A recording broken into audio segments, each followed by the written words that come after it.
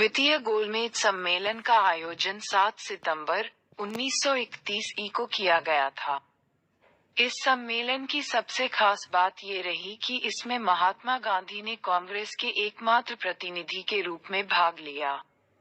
सम्मेलन में मुख्य रूप से सांप्रदायिक प्रतिनिधित्व के आधार पर सीटों के बंटवारे के जटिल प्रश्न पर विचार विनिमय होता रहा, किंतु इस प्रश्न पर परस्पर मतैक्य न हो सका, क्योंकि मुस्लिम प्रतिनिधियों को ऐसा विश्वास हो गया था कि हिंदुओं से समझौता करने की अपेक्षा अंग्रेजों से उन्हें अधिक सीटें प्राप्त हो सकेंगी।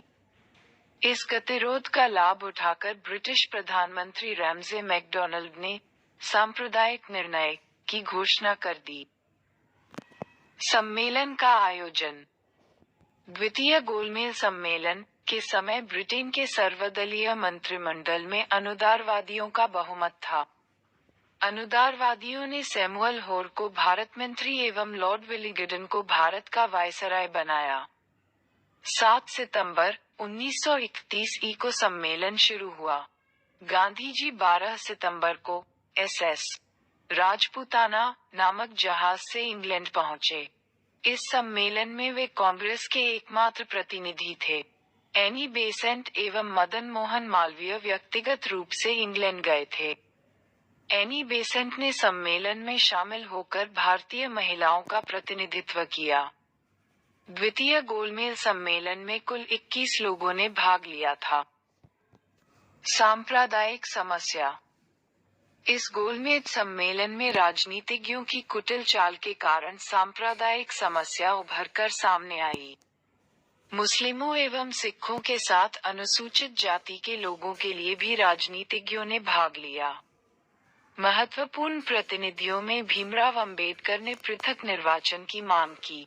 गांधी जी इससे बड़े दुखी हुए। सम्मेलन में भारतीय संघ की रूपरेखा पर विचार विमर्श हुआ। भारत में एक संघीय न्यायालय की स्थापना की बात की गई। अनेक प्रतिनिधियों ने केंद्र में वैध शासन अपनाने की बात की। हिंदुओं तथा मुस्लिमों के गतिरोध का लाभ उठाकर प्रधानमंत्री रैमजे मैकडॉनल्ड ने सांप्रदायिक निर्णय की घोषणा कर दी, जिसमें केवल मान्य अल्पसंख्यकों को ही नहीं, बल्कि हिंदुओं के दलित वर्ग को भी अलग प्रतिनिधित्व देने की व्यवस्था थी।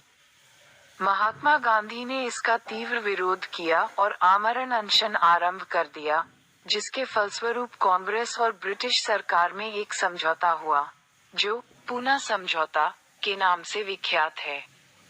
यद्यपि इस समझौते से सांप्रदायिक प्रतिनिधित्व की समस्या का कोई संतोषजनक समाधान नहीं हुआ, तथापि इससे अच्छा कोई दूसरा हल न मिलने के कारण सभी दलों ने इसे मान लिया। गांधी जी का कथन। 1 दिसंबर 1931 को द्वितीय गोलमेज सम्मेलन बिना किसी ठोस निर्णय के समाप्त हो गया। 28 दिसंबर को भारत पहुंचने पर स्वागत के लिए आई हुई भीड़ को संबोधित करते हुए गांधी जी ने कहा, मैं खाली हाथ लौटा हूं, परंतु देश की इज्जत को मैंने बट्टा नहीं लगने दिया। द्वितीय गोलमेज सम्मेलन के समय फेक मोरिस गांधी जी के बारे में कहा, अर्धनंगे फकीर के ब्रिटिश प्रधानमंत्री से वार्ता हेतु सेंट जेम्स पैलेस की सीढ़ियां चढ़ने का दृश्य अपने आप में अनोखा एवं दिव्य प्रभाव उत्पन्न करने वाला था।